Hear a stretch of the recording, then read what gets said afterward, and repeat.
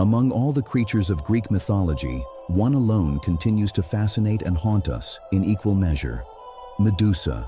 We all know her from the stories, a terrifying monster with living serpents for hair, lurking in the dark shadows of the ancient world.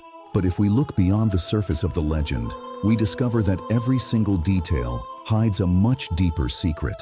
Long before she became a symbol of horror, her name meant something vastly different: Medusa, the guardian, the protectress. How did an entity whose name implied safety become the ultimate icon of deadly fear? To understand Medusa, we must journey back to an era when monsters were not just beasts, but reflections of primal human dread. It is fascinating how a supposed monster became the most cherished symbol of protection in the ancient world.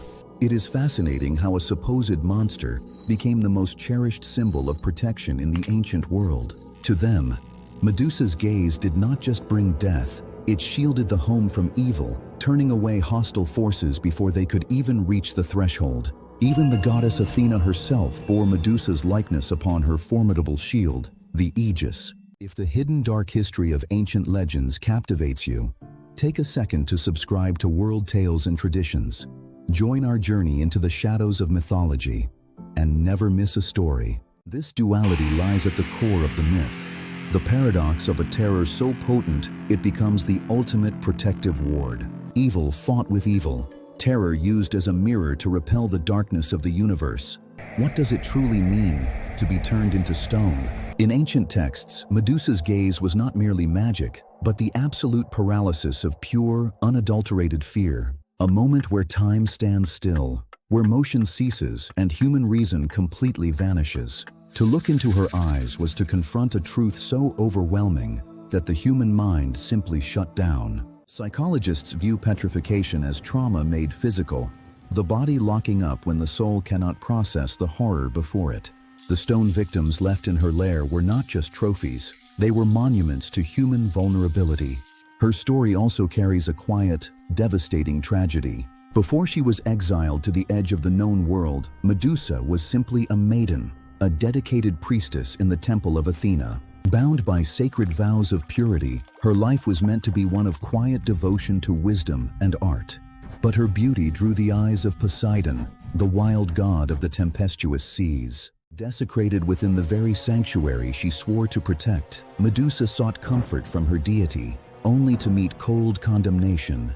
Her transformation remains one of the most enigmatic parables about how innocence can be reshaped by the wrath of the gods.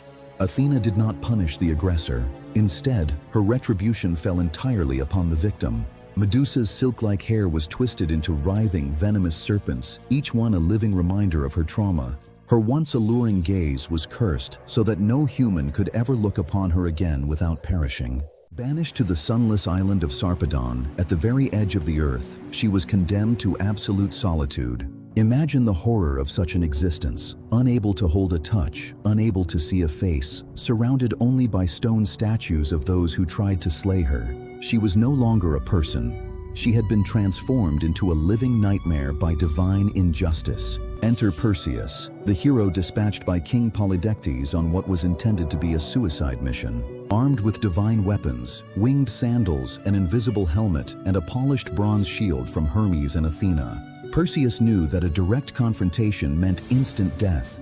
He could not look Medusa in the eyes. He navigated her lair entirely by observing her reflection on the mirrored bronze surface of his shield. The mirror became his ultimate weapon, a tool to conquer terror without facing it head-on. With one decisive strike, Medusa was decapitated while she slept, ending her tortured earthly existence. Even in death, Medusa's power did not wane. It mutated into something even more extraordinary. According to legend, from her severed neck sprang Pegasus, the winged horse of divine inspiration, and Chrysaor, the warrior of the golden sword. How could beauty and pure divine strength spring from the neck of a monster? Ancient mythologists believed Medusa carried both destructive death and creative life within her veins. Her blood was split into two pools. The blood from her left side was a deadly poison, while the blood from her right side could resurrect the dead. Asclepius, the god of medicine, used her right side blood to heal the incurable, proving that from extreme trauma, supreme healing can emerge.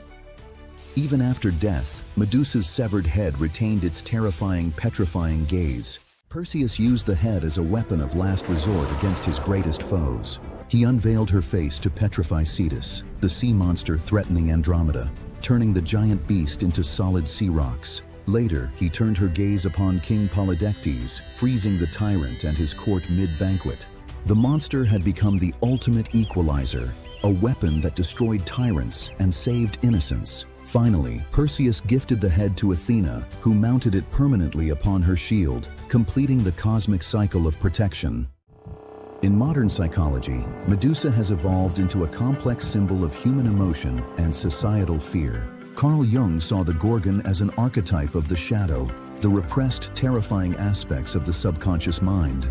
To look at Medusa is to look at everything we refuse to confront within ourselves: rage, grief, and unhealed wounds. Modern feminist analysis views her story as a tragic critique of how societies historically vilify survivors of trauma. Her deadly rage was not born from inherent evil, but forged in the fires of divine betrayal. She represents the rage of the silenced, a wrath so pure that even gods hesitated to step into her lair. Today, Medusa's image endures not as a forgotten monster, but as an icon carved into high fashion, modern art, and pop culture. Thousands of years later, she still guards the threshold between our world and the unseen terrors of the deep. She reminds us that within every monster lies a story of forgotten humanity, and that sometimes the most terrifying masks are built to protect the most fragile souls. What do you see when you look into Medusa's eyes? A monster of wrath, or a victim seeking eternal protection? Share your thoughts below, hit like if this myth kept you watching, and subscribe for more deep dives into world mythology. Until next time, keep your eyes open in the dark.